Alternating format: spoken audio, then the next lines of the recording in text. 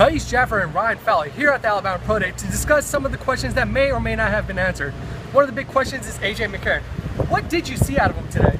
You know, I saw a fresher A.J. McCarron, and watching him work through drills, watching different coaches, there was a lot of scouts that really took note of his passing drills. But, you know, you go through the SEC schedule, you need a little bit more recovery time.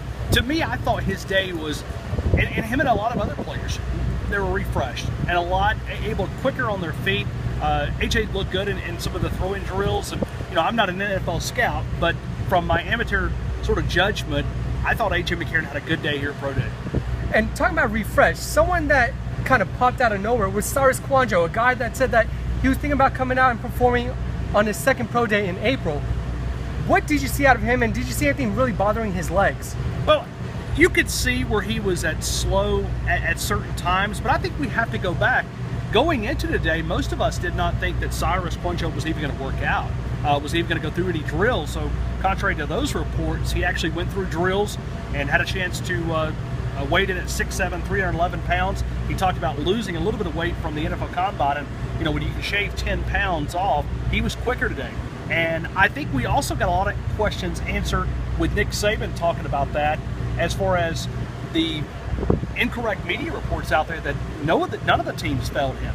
It seemed like that was a media circus that really took off. So it's good, I guess, to clear that up, because you hate to see a young man forgo his senior season and then get into the NFL and not be projected what he originally thought he was because of a medical concern. Seems like a lot of those things have been cleared up, not only by Nick Saban, but by Cyrus Kwanjo. But I really love this young man's attitude, and as you could tell 3 or 4 minutes ago, he was talking about, well, you know, I'm not really focused on where I'm going to get drafted. I just want an opportunity. The money, the contract, things like that will come along.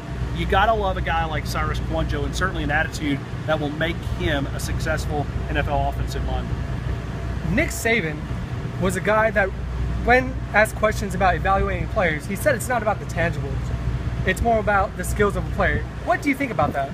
Oh, I totally agree. And, you know, I don't really know if the NFL Combine or a pro day like this is a true judgment of your talent, because we know that when you run the 40-yard dash, yeah, it's all about quickness, but you got to run those with pads on. How much do you drop when you put pads on? How much do you drop when, you know, you're in full gear that weighs 10, 12, 13 pounds? How much is that going to lower you down? Some of the smaller guys don't have a big frame. They may not be able to carry that equipment as well, and will lose maybe not as much as a little bit bigger guys. So I know we look at C.J. Mosley at a 4.5 to 4.6 range, 40-yard dash. He's a big guy. So you put that football pads on, does he still maintain that football speed? And we've watched it here in Tuscaloosa with C.J. Mosley. He's still got it when he's got the football pads on the equipment. I don't know if it's a great predictor of an outcome or future success in the NFL, but I know it's, you know, there's no way that you can go out here and line them up and put pads on, but I think that would be a unique way to measure individuals and try to project their future NFL success. And lastly, who is a particular player that you could think of that really gave a boost to their draft stock? Well, I think it's Cyrus Kwanjo, and I know I've already sort of answered that, but I think going into today, many of us had concerns.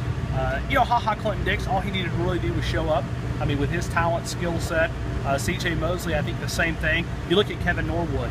I didn't see him run a 40-yard dash. I may have missed it, but with his times up in Indiana, there was nothing that he needed to do. I mean, when he put the times up that he did, he said, you know, hey, I'm going to go back to Tuscaloosa.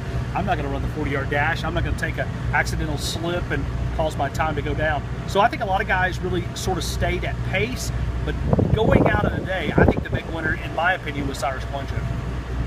For more coverage of the Pro Day, as well as spring practice that's coming up in a few weeks, make sure to check out Tide991.com.